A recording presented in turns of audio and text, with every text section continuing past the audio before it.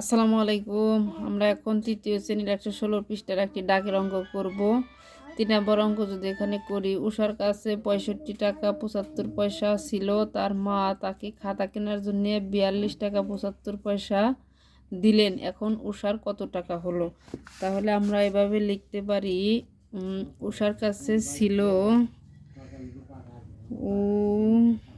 উষার ছিল কত টাকা? 65 টাকা কত পয়সা? 75 পয়সা। 75 পয়সা। তার মা তাকে দিল কত টাকা?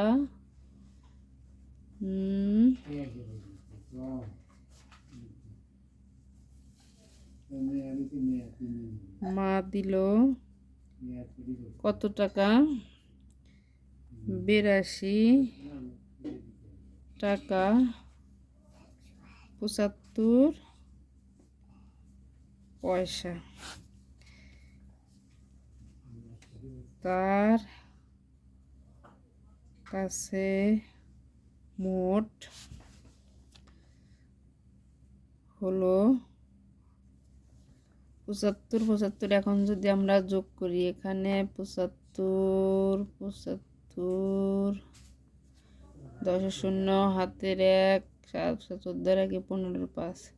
যেহেতু আমাদের 150 পয়সা হয়েছে, 150 পয়সা যখন হয় তখন কিন্তু 1 টাকা হয়ে যায়। 1 টাকা হওয়ার পরে আমাদের বেঁচে যায় আরও 50 পয়সা। তাহলে আমরা এখানে লিখব 50 পয়সা কত টাকা? এখন আমরা 65 আর কত 82 যোগ করলে 8 7 6 8 14 4 হাতের 1। এখানে আমাদের হয়েছে 147 টাকা। আরও আমাদের এখানে রয়েছে 1 টাকা। তাহলে মোট হবে 148 টাকা।